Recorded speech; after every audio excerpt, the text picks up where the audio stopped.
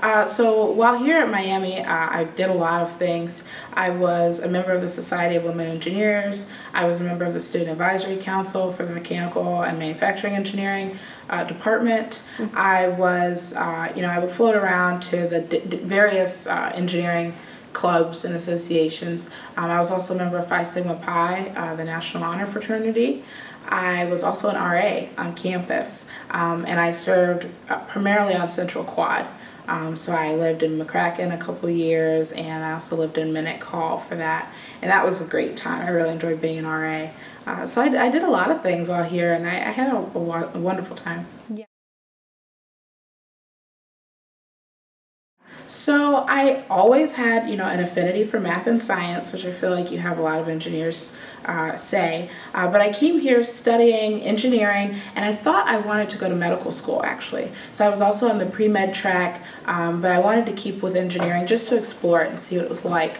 And I found as I went through my coursework and I had my first internship, it was an engineering internship, I realized that I really love this. And I figured there are a lot of people becoming medical doctors, and that's an important profession and a great profession. But I thought personally I had a creativity and a mind for design that could really go far if I was to be an engineer.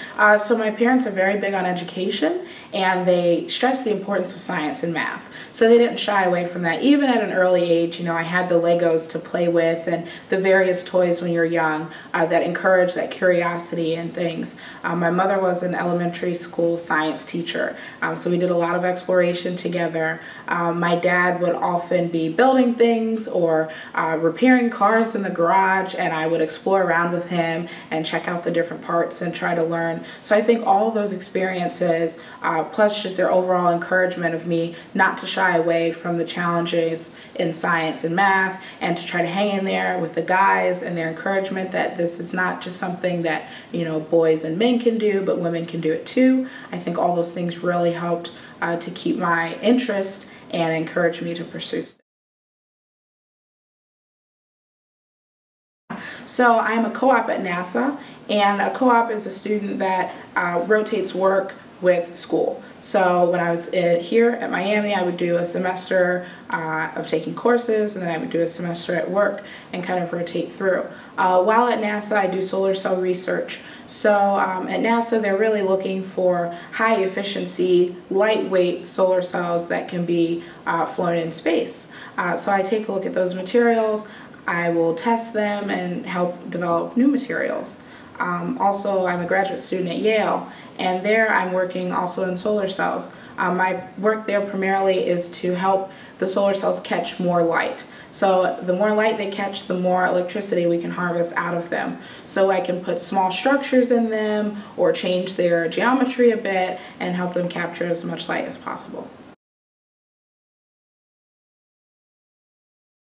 Yeah, so I'm tremendously passionate about encouraging students that are underrepresented, be it minorities or women, to pursue careers in STEM. And I do that through various organizations. I'm a member of the Society of Women Engineers, and we do outreach. We have a famous event with the Girl Scout Day, and we work with young children, Girl Scouts, to try to show them some science and show them what these skills that you're learning in school, how they manifest in careers. I was one of the co-founders of the Graduate SWE chapter at Yale, and we are working on becoming nationally recognized, and we interface with the undergrads and with the greater community. I am also a NASA student ambassador, and that's something that I began doing while I was a Miami student, I think around 2010. And that allows me the opportunity to go around to different schools, from elementary school to the college, universities, to encourage people to pursue STEM, to show them, the wide variety of careers that you can take and all the benefits of the profession. I'm also working in New Haven, just in general, to start some programs that help interface with middle schoolers and young children to, again, just encourage and show how fun science can be. And a lot of people become discouraged because the coursework is difficult, but if you get to see the end goal of what you're working towards, I think people will find a lot of reasons to stick with it.